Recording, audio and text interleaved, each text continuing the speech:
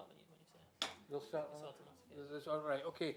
Right. So, welcome to the first Scrutiny Committee of the new WICA year. So, let's go through apologies for absence. The apologies have been seen from Councillor Matt Edwards and Councillor Anna Watson, also unavailable. Councillor Andrew Marchington with Councillor John Lawson substituting, and Councillor David Merritt.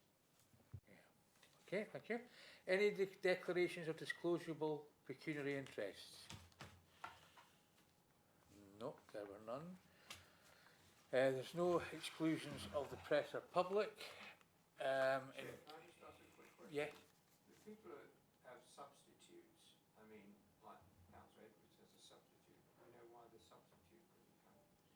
She gave her apologies as well, didn't she? Yeah. Yeah. I mean, it's more difficult if you, well, which I word this, from the smaller groups, because there is, if you take Leeds as an example, although each of them will have a deputy of their own, they can always ask the other deputy to step in for them from the same party, if they're from the same party, and that's part of the problem, is that you need to have someone from the same authority. So in my case, if I can't make it, I can't ask for a Conservative from Bradford or anybody else to substitute for me. It's got to be Leeds, and there's not a lot of us, so limited. So yeah, that's the problem. It's the cohort that's available is the problem. But she was asked, and she wasn't able to come along as well. Yeah, it's just that that's one of the things that Yeah. makes it more difficult to get Yeah. the court. Hence the reason that people be getting upset with people being chased up. But yeah. Yeah, no, I totally approve of Katie chasing people. Yeah. Right. So in terms of the my opening remarks, last year we had a very, very busy year, and you'll see later on when we approve our report what we've been able to do. We did try a new approach, and as we know from discussions that we've been having ongoing, that it's not been a perfect approach, but hopefully we're learning and hopefully we're modifying it as we go along. We've learnt a number of lessons, and we will now move forward with those. In terms of the new year, we've got a new way of working. We're going to start prioritising our work a lot more so that it fits in with what's been planned. What we need to do is we need to continue to challenge the Mayor, the Chief Executive, the officers and the chairs. That should be our role, is to give them constructive challenge. We are their critical friends, and they've got to remember that what we're saying to them, we might be criticising them, but we're doing it for good reasons. Equally, if they're doing a good job, we will also reflect that in our comments as well. Yes? Chair, the Mayor said we're a bit soft on her, Yeah. and I asked a somewhat challenging question. She took it very badly, I thought. So I don't know what that's supposed to mean. Well, So I will have no reflect. right to I will ask it. reflect that back to the Mayor, I can assure you. So this year, I think we need to cut. There's a lot to concentrate on, but the issues that are definitely coming forward are devolution. The government produced the first Devo bill. Personally, I think there'll be another Devo bill will come along to refine some of the other things. Transport, the challenges with transport in general, but of bus franchising and mass transit is something that needs to be looked at. Skills and jobs, how we deliver growth for West Yorkshire is something I think we've got to look forward to. Governance, we need to look at the way we are governed ourselves as a WICA combined authority. We need to look to see whether or not we are actually fit for the 2025-2026, because the governance structure we've got just now was set a number of years ago, and I think there's probably general acceptance that it's not currently fit for purpose and it needs to be looked at. So I think we need to have a look at that. Performance measurement, have we got enough? Are we doing it in the right place? Have we got the right statistics so that when someone is making a decision, they're using data to actually drive things forward rather than just making it out as a gut instinct. Budgets are not going to get any easier at the moment. the government's priority, for good or for bad, is to prioritise capital expenditure, and the revenue side of things is the more challenging side as to how that's going to be delivered. So we need to keep an eye on the revenue costs, because as we've said, in order to attract good quality staff, we may have to end up paying more to attract some of them, and that obviously hits the revenue budget harder in terms of what you're getting. And the other thing we need to look at is the mayoral pledges. The mayor was elected on various pledges, and it is our job to ensure that things are fine. Now, just to give you just a brief update, the Combined Authority meeting on the 24th of July, is going to be looking at a number of items. One item is the travel to school consultation outputs. So if you're interested to see what the outputs are, I would suggest that you get a copy of that paper that's coming for approval, so you can see what's been done and what's being suggested. Then there is also one headed up the West Yorkshire Spatial Development Strategy. And you may say to yourself, what's that? Well, because we as local authorities are all going through different forms of our reviewing our local plan, there is not a lot of time in order to get local plans all to be done at the same time. So West Yorkshire are developing a strategy for mass transit so that they can look and see what general direction it's going to be, physical direction, as to whose gardens it's going to be going through, so that we've got an idea. And that will need to be approved, as far as I know, by every council, and some councils will have to take it to their full council meeting, depending on the governance structures that they operate. Some will be the exec board will have the authority to do it. In others, it'll need to go to the full council to be approved. So there's a paper on that. There's a paper on wanting West Yorkshire to become the region of learning and creativity. So again, if that's something that you're interested in, there's a paper on that. There is also a paper on business growth as well.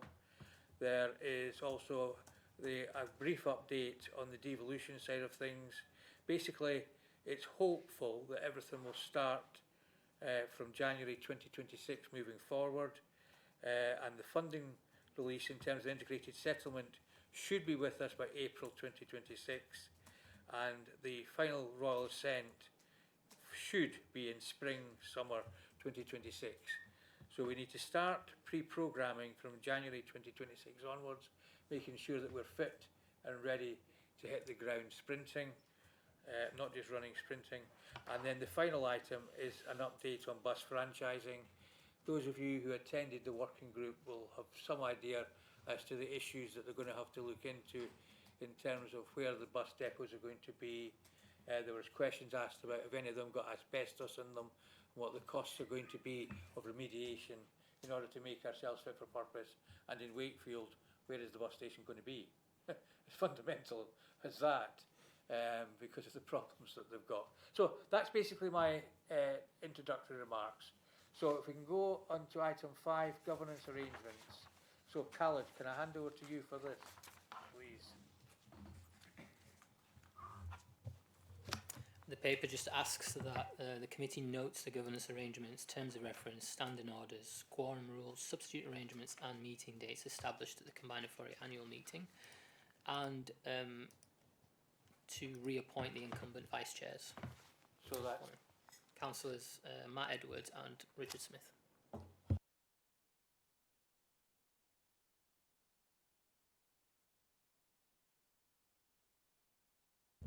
both of you again.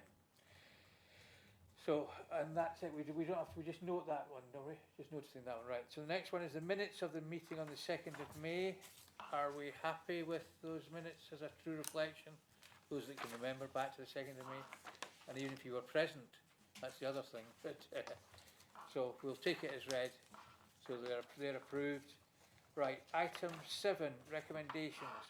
As a result, this is of our last meeting we had. We invited the mayor to come along and talk to us, and as a result of that, we've come up with a set of recommendations which are on page 33, and there is one slight change to recommendation 6.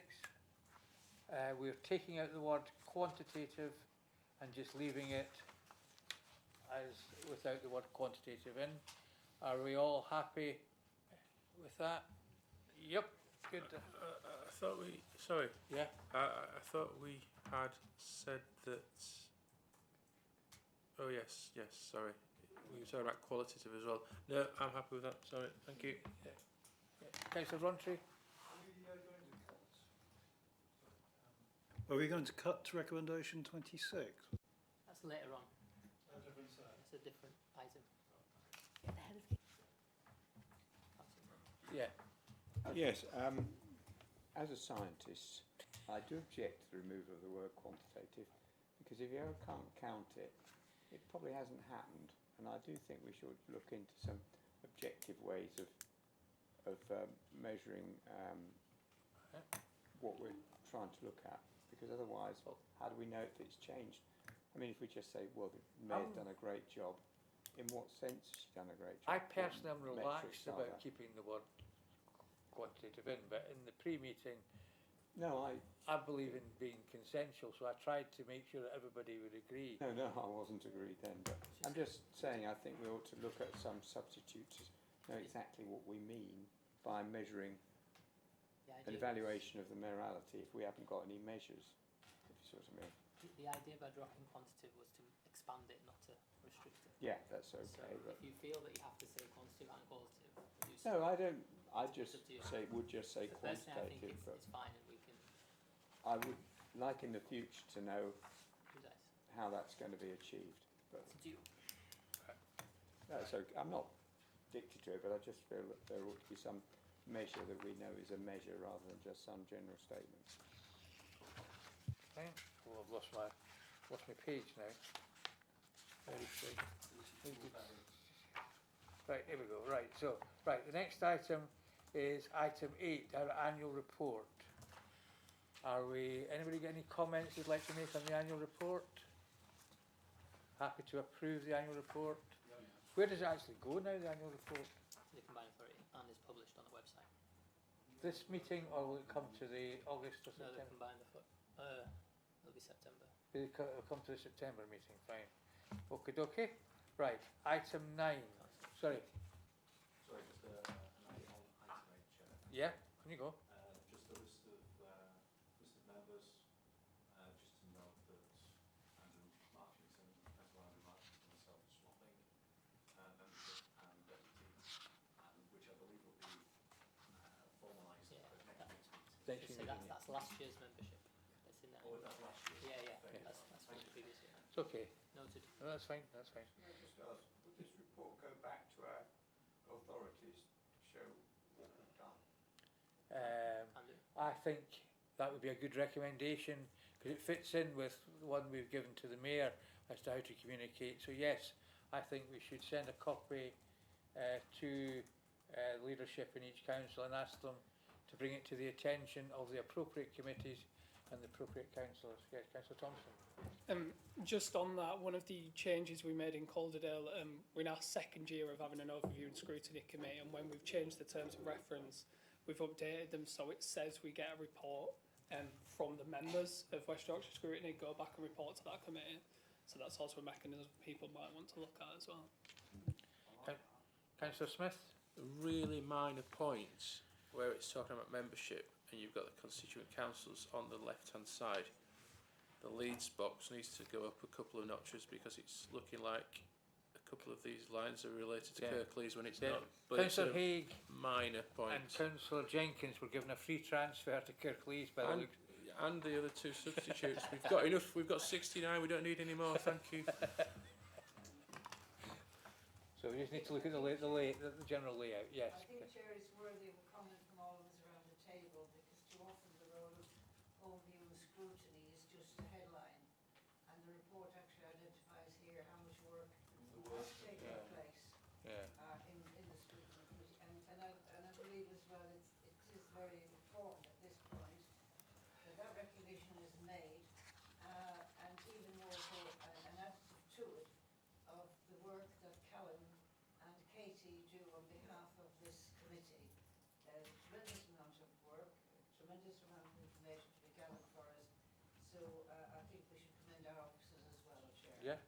think that's fine, yes, totally agree, that can be recorded in the minutes accordingly.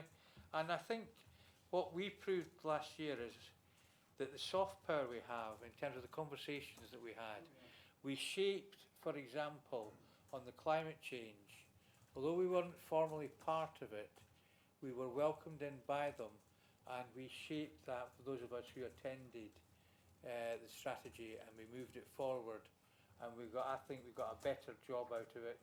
And certainly on the transport side of things, Councillor Edward was able to get, by using soft power, a number of changes done. Yes, Councillor Berry. Yeah, I think we've shown some potentially more innovative ways of influencing and getting involved rather than just a full committee setting. Yeah. I found some of the work that we did in terms of engaging with the transport consultation and the groups on co-production, things like that, were very helpful. And then that's a piece of work that's done. Yeah. It doesn't run forever. You've been there, you've done it, you have an outcome, you move on to the next thing.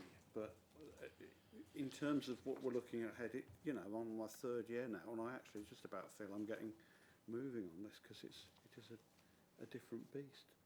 Yeah, I totally agree. So that's been approved with those additional amendments made to it. Right, item 9, the work programme, that's on pages 49 to 68. Right, so we've had a look through this, and there are a number of, I think there are some changes that we're now going to make to this as a result of conversations that have been held offline. So can someone remind me of what we are changing in terms of what we're doing with that? We said we'd remove recommendation 26, or point 26. Right, so we just need to get the right page here. It's not in the minutes, it's in the screen. It's in the other bit. It's in the other bit. Right, so we are removing 26, which was all topics falling under another committee's remit. We are removing that. We are going to now have an input into what's happening in other committees, so that we're not restricted in what we're doing. So we have now agreed that we will, on occasions, check with the committees to make sure that they agree with the general direction that we're going in. Any other changes that were proposed? Review in 6 months. We'll review these in 6 to make sure they're being fit for purpose and take what's happening. Is that it? Right, so is everybody happy now to approve the work programme and what it is? And we're also going to look at potentially cancelling the March meeting because of the important elections that are coming up, and we need to be cognizant. We need to be cognizant that people are probably going to be a bit distracted by then. So we're going to have a look at the effectiveness of that. Okay, so we've approved that. And then we're on to the next. The next meeting is the 22nd of August, which will be a briefing. Now, in terms of what's going to be in this briefing, if you look through some of the papers that were given to you that I weren't, because we were just working on them, we are going to look at the devolution bill, the integrated settlement, and mass transit, the preferred route. So we'll get a briefing, an update on where the devolution debate is. We'll also then get an update on how the integrated settlement is going to affect. In case if you weren't aware that West Yorkshire has now been recognised for the quality that it is, and will now be able to get an integrated settlement, which will help for financial planning. It will give a lot more flexibilities and decisions being made as to where the money can be spent, not just necessarily on the budget head it's been given. The Mayor will have more authority to put it where it's absolutely will get the best bang for its buck, is probably the best way of describing it. And it also means that some of the areas that might not have been prioritised nationally, we can prioritise them because we feel it is vitally important. For example, Councillor Berry is very, very insistent that we've got to do something about getting young people to using public transport, going from A to B more, and it's seen as the first choice route. Well, fair we walk, but some things aren't always nearby, so you've got to use some sort of, so it's very, so that's the sort of work behind the scenes that we're doing, that we can try and get some prioritisation done on that, and a number of other things. So if we're happy, we can approve that. Chair, could I just ask for an informal meeting in August? Can that be accommodated online? Yes, Thank yeah. you very much. Yeah, so apart from that, anybody anything else they would like to raise in the meeting? If not, then I'm sorry for any members of the public who are looking in and think, wow, that was a short meeting. This was the first meeting of the year, and most meetings tend to be very short, the first one, because we're basically just checking that we're here and that we know what we're bound to be doing, and we can now get down to the hard work of getting down to the detail of our work plan, which will be getting published in the public domain as soon as we've got it agreed, and then also enables other people to get involved. One thing we will have to do this year is try and work better with our local authority partners. There was a local government association report was issued at the local government association conference, where it was headed up how to work better with your local authority from a combined authority point of view. I contributed to that, as did Ben Still as the chief executive, amongst a whole raft of others. I only had a line, I think, at the end of the day. So I'm not claiming it was me that was behind it. But it was cross-party. It was done through the LGA peers carried it out. So it was an excellent report. So again, if you've got nothing else to read amongst the myriad of other council documentation you read, that is a document worth looking at. So with that said, thank you very much for your attendance, and have a good weekend.